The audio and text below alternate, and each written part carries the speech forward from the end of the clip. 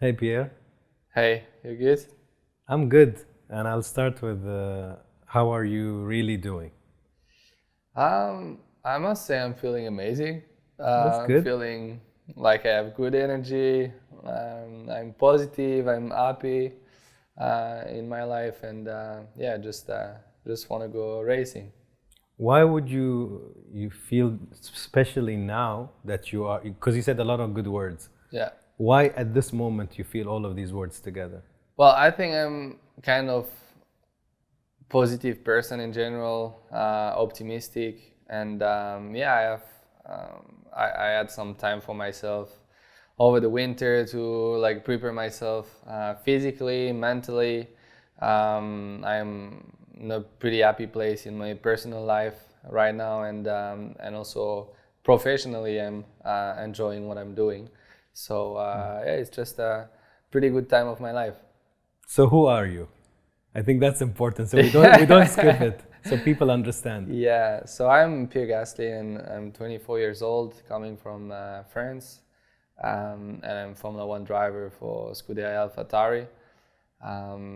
Yeah, starting hopefully soon my third season in Formula One, and yeah, that's about it. I drive fast cars as fast as I can. Pierre, you apparently you have to correct any information that I have wrong. Yeah, So apparently you left I your heard you house. always right, so be careful to what you say. Who, me? No, no, no. Yeah, You left your home at 13. yeah, Is that correct? yeah. Can you explain why and how was that? But we'll start with why would you leave at 13? So yeah, I started motorsport when I was karting when I was 6 years old, and of course, as a kid, I dreamed about Formula One, but it's still like super far. At that age, is just watching at that time Michael Schumacher winning Formula One races every weekend and spreading champagne, and I had to push my parents to get me into karting because I have four brothers, three raced, and they knew it cost a lot of money. So they were like, play football, it's better. And I played football and I loved it, but I really wanted to compete in karting. And at 9 years old, I told them, okay, what do I need to do to be Formula One driver?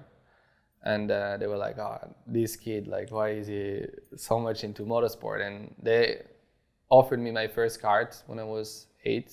I started competition at 9, and from that moment I thought, okay, if I want to put the best chances on my side, I need to commit 100% and do all the sacrifices that are needed. And when I was 13, the federation came to see me. I was part of the French team, and they said, okay, we are opening this school, which is 3 hours away from my home, only for drivers to basically give them the environment they need to maybe become a professional driver.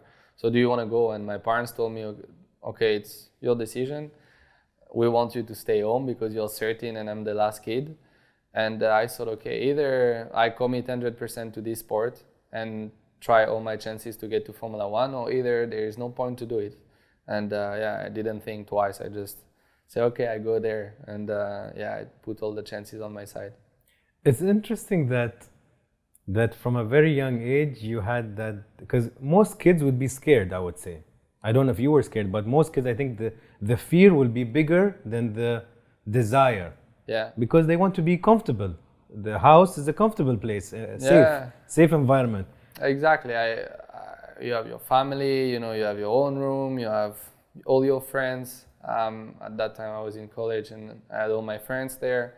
Um, but I've always been obsessed with my targets. I'm a super competitive guy, and when I do something, I need to win, and I need to achieve my goal. And really early, my goal was always to be world champion in Formula One, and that's why when I was 13, I said, okay, now I have an opportunity. Either I'm fully committed to this target, and that's what I want, or either I don't do it because I'm like this. I either don't do things at all, or if I do them, I just Do it right.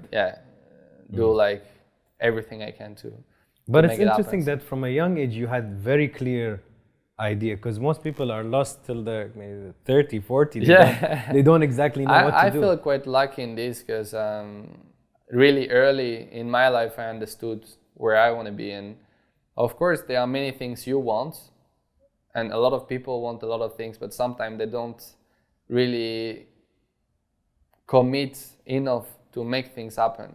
And that's why I always tell, like when I meet young guys, like just follow your dreams, just try everything. Maybe it works, maybe it doesn't, but at least if you really want it, just try as hard as you can. Because if you just say I want this and okay, I'll do this one day and then the other day I forget it and I'll try again, then another one will do more things to get there. So Correct. that's why I always thought, okay, if you do something, if it's clear in your mind what you want, whether it's in sport or even in business or in many different situations, after it's just about commitment and dedication in what you do. And of course, some days I was 13, I went in this school that was not great because it was like old castle with cold shower, and I have like great memories from these days, but it was quite like a bit old school. Yeah. And but in the end, I will do it every single time if I had to do it again, because I think it's just kind of mentality that I had straight away from the beginning, that okay, I go flat out and I try to achieve my goal. But how was your childhood overall? When I ask this question, what feeling or words come to you? I loved every single moment, and I still feel like even I'm 24 now, it's still like childhood time for me. So I mean, I think it was kind of special, of course, when you're like racing driver, and especially when it gets really professional, there's a certain lifestyle you need to have, you know, especially if you want to be competitive. So compared to my friends, I always saw my friends having some kind of behaviors of or lifestyle that I could not have at the time, because if you're an athlete, you can't go partying, you know, every single weekend. You can't drink, you can't eat fast food every month or every week or whatever. So you need to be quite strict. But at the same time, all the stuff that I've seen in my life already, like really young, at 13 years old, I will travel the world to race, see different countries, see different culture, meet people from all over the world, and then it just kind of gives you also, it shows you different things from the world compared to my friend that stayed home In one place.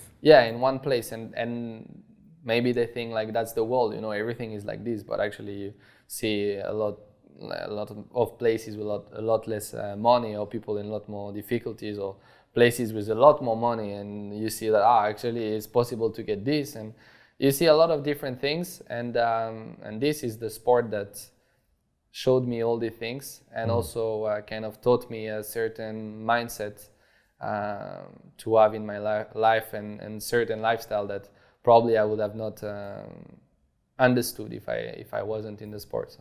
Do you think this career choice that started before 13 and then at 13, I would say, is a milestone? Do you think you feel like you missed out? Like, oh, I wish I was just a kid playing video games and partying every week? Or no, because what I like, racing for me gives me so much more pleasure and joy than any other things. So I will not change for anything, because I don't feel I've missed out. I've still managed to enjoy, but you just need to understand when is the right time.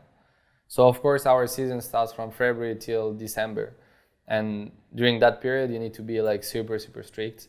Of course during your off time you can enjoy a bit more. It's not like you can go crazy, but you can still enjoy. So I don't feel I've missed that much. I've still enjoyed my childhood, maybe not as much as others, but then what is enjoying? You know, my enjoyable part for me is when I go on the track and I get to compete against the best drivers and travel the world and go race in, like, I don't know, Italy, or come here in Dubai, and then Australia and all these things, and that's when I really enjoy my life. Yeah. I'm going to talk about F1, but not in a typical way. I don't want to talk about the technical and your titles or none of that, right? I want to talk more about what I personally find extremely interesting is the psyche, the psychology and the mindset I think that's very important. So the first point on that is I want to know, why do you think you have this mindset that your brothers didn't become professional, if I'm assuming correct, right? Yeah. You're the one He who became tried. yeah. It's So you became professional. Now, why did Pierre become professional, and what created this killer instinct, you want to call it, or winning mentality? Where did it come from? I think that it's difficult because for me, I just like behave naturally, but I will say maybe I'm super competitive in everything I do. So if right now, I don't know, we go play ping pong, I want to beat you like 100%. I'll play my life just to beat you or whoever is in this room. And it was like this from like really young age. I will play with my brother because I'm the youngest one. They are like 10, 15 years older than me. And whatever I will do with them, I will need to beat them. It started with Mario Kart. So I will play like with them and I just need to, I'm driven with the victory feeling and the competition. The problem with Mario Kart is in F1 you don't have bananas to No, throw. exactly. But I started to train really young with Mario Kart. And do you think because you are the younger brother, you always felt you need to prove yourself to your elder brothers? I never felt like I needed to prove something. I just wanted to beat them in everything we will do But that's together. proving, right? If you beat them, like the younger brother beat me, Yeah. you know? Yeah, but it's not to prove, it's just for my own satisfaction. So even with my friends, now they'll get pissed like if we play something together, because I get so competitive that they say, whatever we do with Pierre, he needs to find a way like to win or to fight us to win. So I think that's something that I had like since really young age, and really like push me to always do better and think, okay, now I have this level, it's good level, but how can I get better? Where can I improve myself, or how can I work to get stronger in these areas, and still now I'm always thinking, okay, I've achieved this, but I want to achieve way more. So what do I need to do to improve myself? And your current team is AlphaTauri. Okay. And from my very basic knowledge of Netflix and F1, I've been following generally your story and many other people's stories, right? And even when I read articles, it would say Pierre was demoted from Red Bull Racing to your current team, or he failed in Red Bull and now he's in this other team. What do you think about all of these statements? Do you see it that way? Well, I think people speak a lot without knowing everything. You know, it's part of the sport. I think everybody is free to talk with the informations you get in the media, but I think nowadays you have so many informations, but it's difficult to deal with them. I've been in the situation, so I've seen everything from inside, and there are so many things that hasn't been said. And that I think should stay private between the team and myself. But of course, I know exactly what happened every single weekend. I know what was right, I know what was wrong. But I don't think it should be in the media, because the problem is not there and it is not going to be fixed there. So, of course, I've seen like a lot of bullshit going in the media and a lot of people talking nonsense because they will know like 5% about of the situation I was in. But what can I do about it? Like nothing. And this is not going to change my approach. It's not going to change my mentality. And I've always managed to use like negativity or negative people to turn that energy into something positive and just prove them wrong in the end. So, of course, there were a lot of people like supporting me and understanding that there was something wrong, because in my career, I've been fast every single year, only these 6 months last year where it wasn't. And I know the reasons. I'm not going to come out with the reasons, and I think it should stay confidential.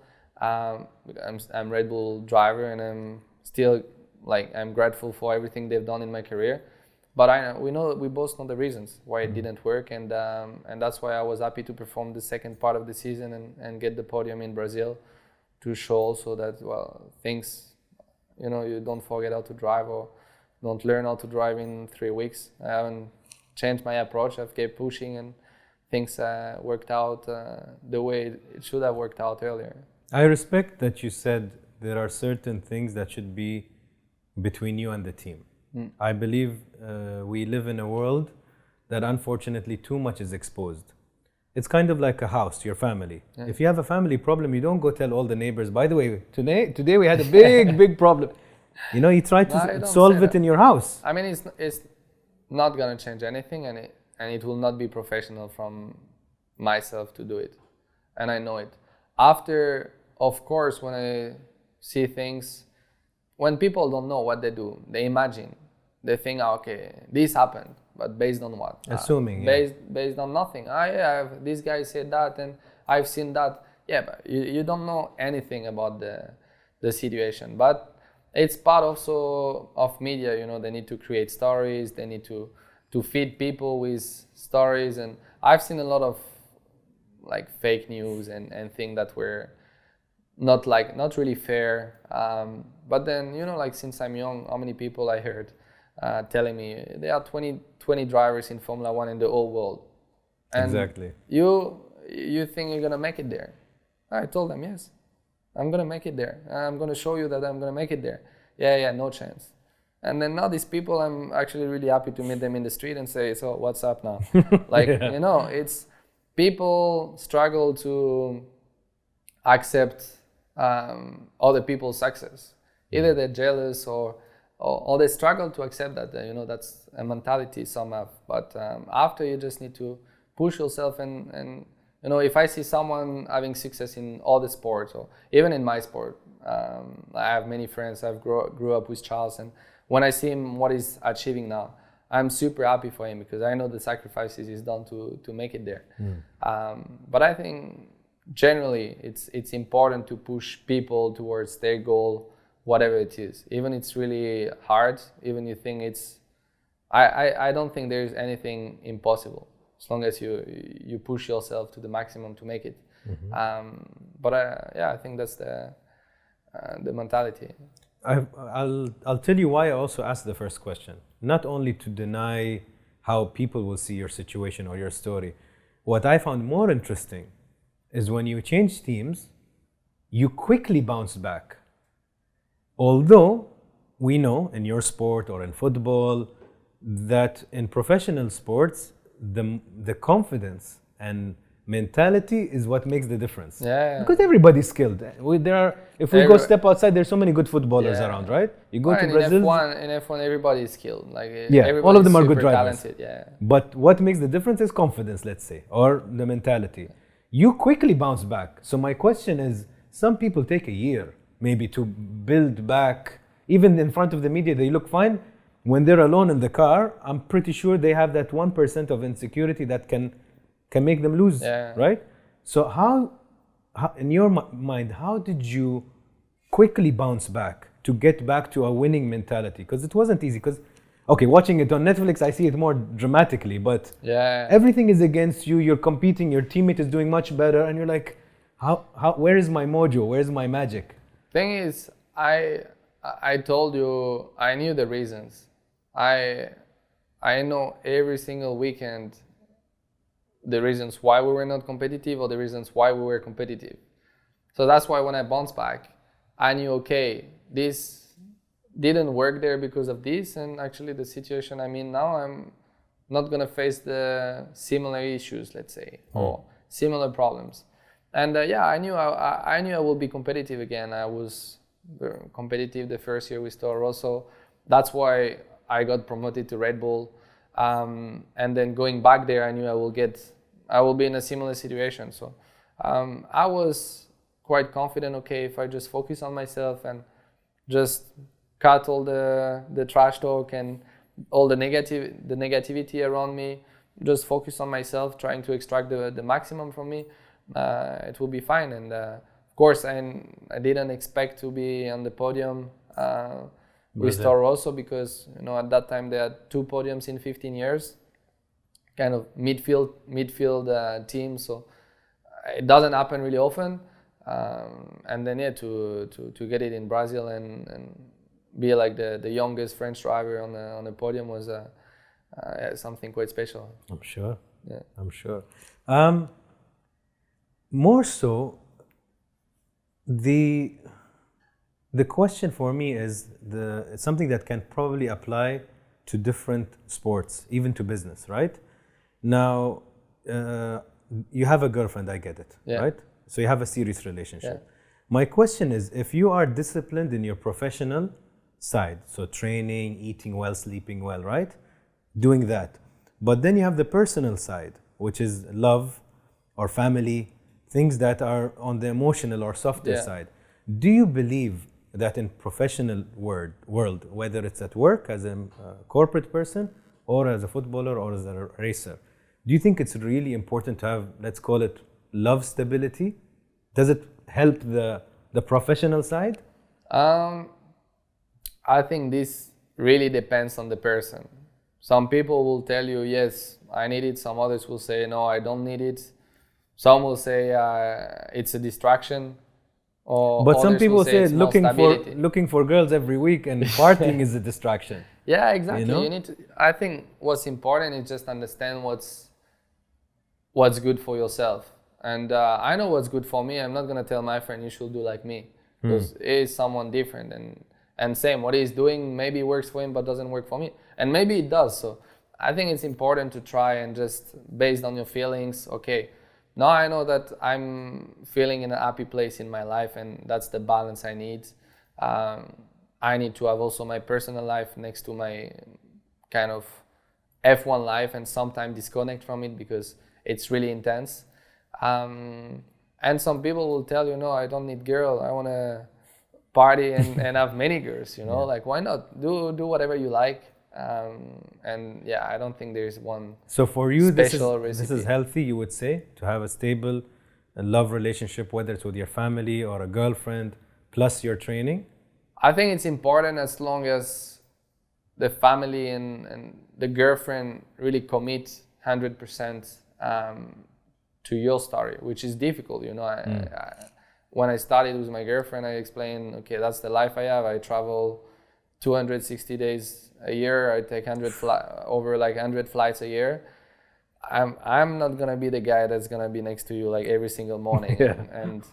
And you know, even if I would like to do it, that's not possible. So it's kind of difficult to find someone that accept that routine. And even, you know, when you were gonna wake up next to me, I'll be going running, and then for lunch we're gonna have like this type of food, and I'm not gonna bring you to like this kind of restaurants every single night. So it's kind of strict, but I think, you know, like love is stronger than that. If you really want to be with someone, then you should be willing to take some sacrifices. But I must say, as a Formula One driver, that's for the girlfriends or the wives, it's very, very difficult job to accept and follow that kind of lifestyle. I can imagine. I think a lot of women will run after you for the idea.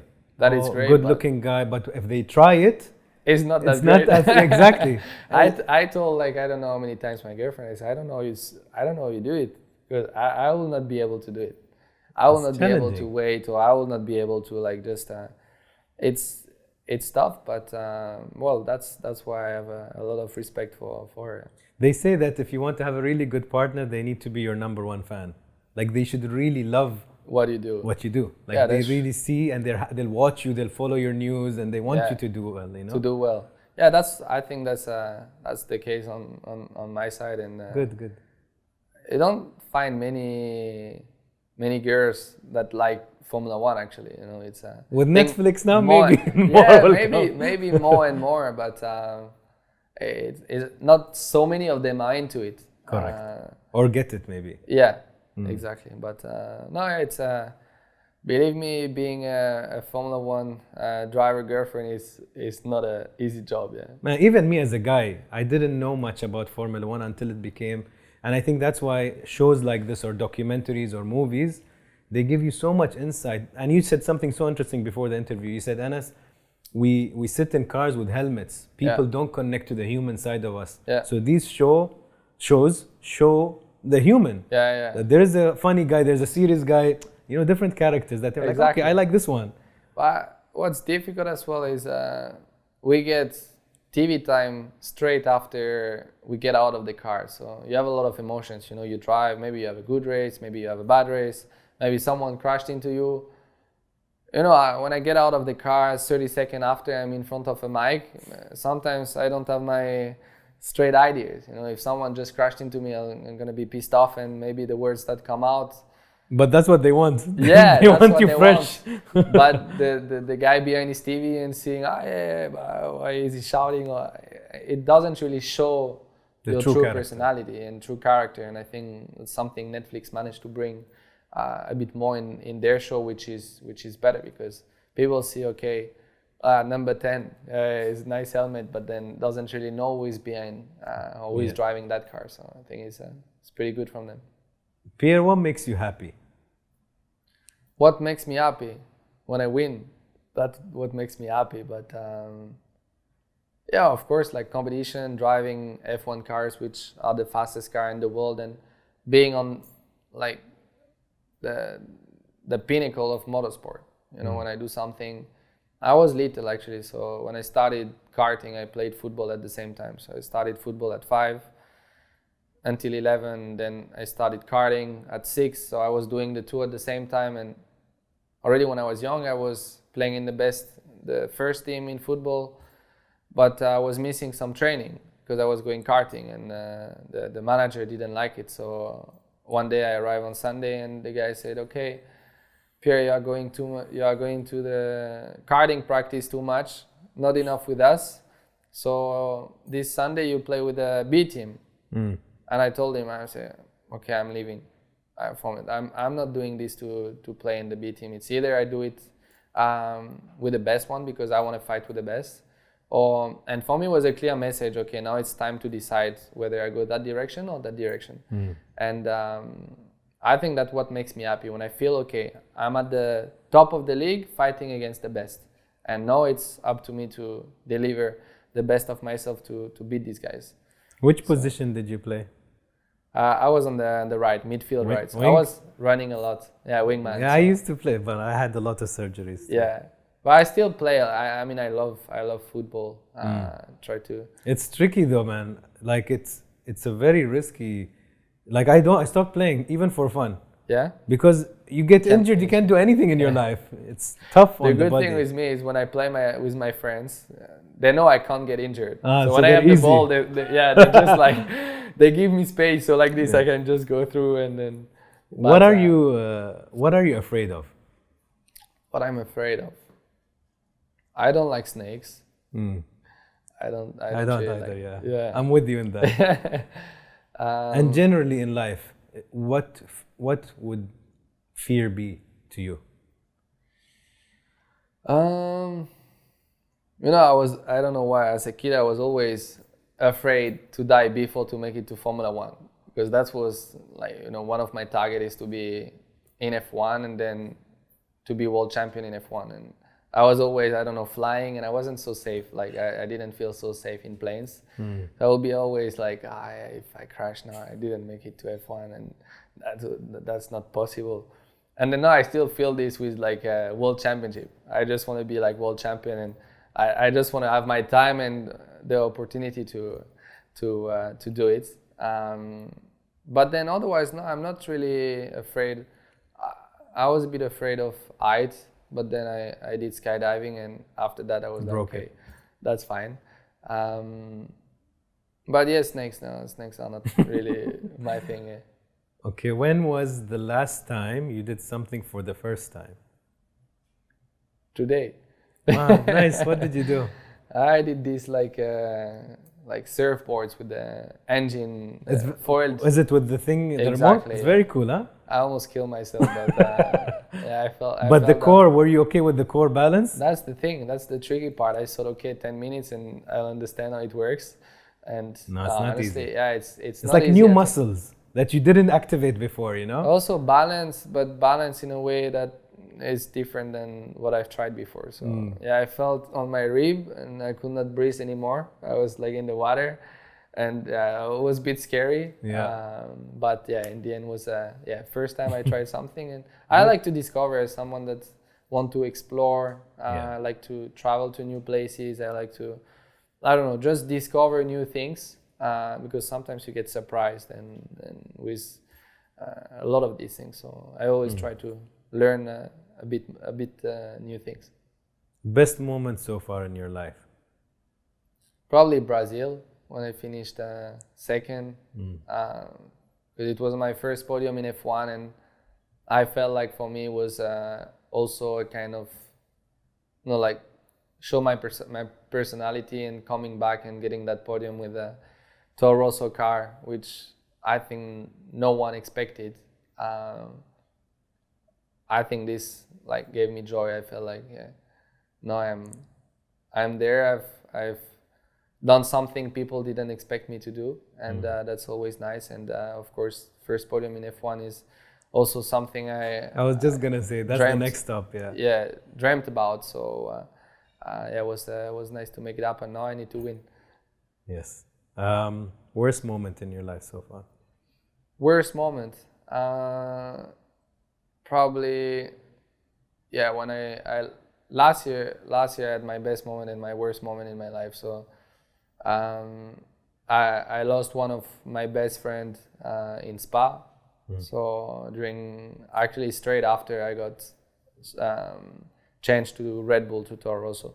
So it was my first race with the team, and I have one of my best friends that had a crash during the race on Saturday, and I saw that. Yes. passed away on the track. And it was, so basically that first year, come back to when I was 13 years old, when the federation came to us and told all French drivers, okay, we have this school that you guys can go, and we'll take care of you and put everything in place for you to become stronger as a driver. We were only 3 guys to go there, and there was my friend Antoine, who passed away last year, and another guy, Benjamin, that came. But I've always seen in him like, okay, I'm committing myself 100% to this life and to this goal to make it to Formula 1. But I know he's committing as well. He's doing the same sacrifices. So I always knew like how much Antoine wanted to be in Formula 1 due to the sacrifices he did. And I grew up with him since I was 13. So we went to every single day. We were in class together. We will train together. We will sleep in the same room at school together until I was 18. So it was like a big part of my childhood, and just to see him like on TV crashing and yeah, seeing him passed away like that way, I never imagined, and it was quite painful. Yeah, that's very difficult, and I think no matter how many people can tell you the sport that you're in is risky and that there is that chance, it's still a shock. Something you know, as a racer, when you go, I think the fastest speed I've been at is 375. You know that if something happens at that speed, you're dead. Like there is nothing you can do. Your body cannot absorb all these energies when you crash. So, but it was just tough because 2017. So yeah. 2 years before that, I have lost also my best friend from road car crash accident, but from my hometown. So already this for me was like a massive shock and something quite difficult. And this was 2017. We lost Jules Bianchi, the French driver in Formula 1, also a couple years before. And it's always a shock, when you are young. And Jules was kind of one of my example I followed since really young, that you see people achieving things and just going away like this without you're not prepared, it's not like you're losing your granddad or your grandmother, where you kind of can get ready, or that it's coming towards the end of their life and you can mentally get ready for it. Even if it's still difficult, you can anticipate slightly. There is just a shock, like from one day to another, you wake up and then this happens and you're like, fuck. You realize how fast your life can go. And that's why I think also my mentality changed a bit. And since Jules passed away, I just thought, okay, it's important. I enjoy every single moment in life because you never know what can happen, So, just it's never easy times when this happens. I'm sure. Any regrets?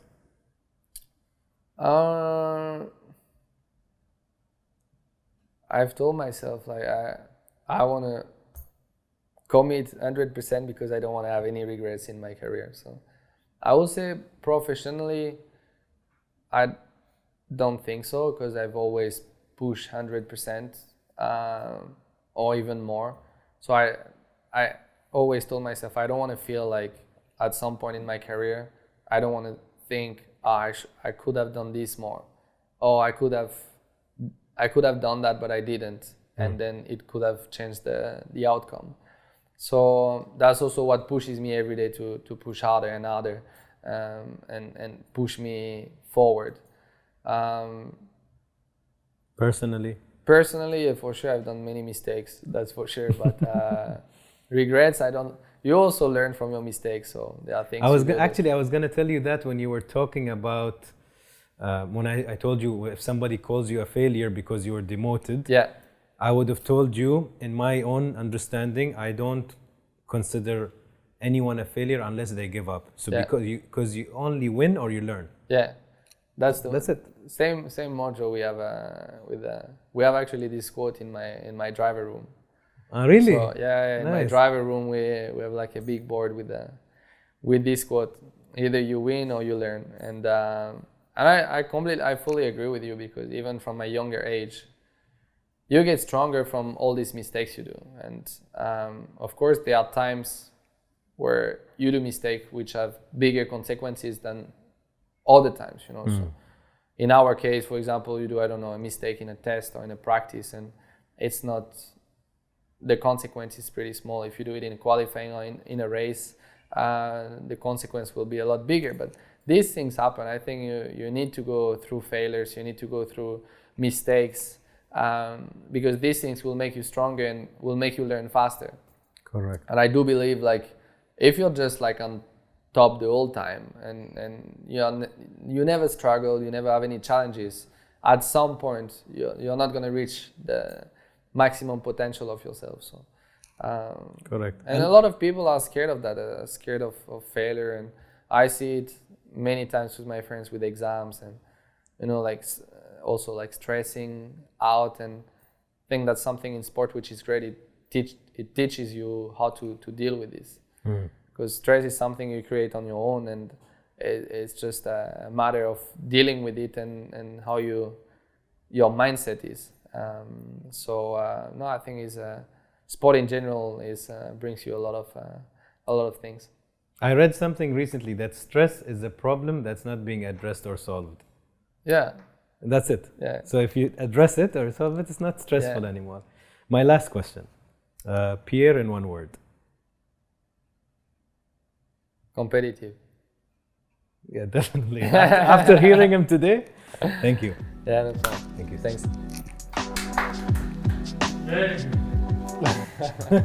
Thanks.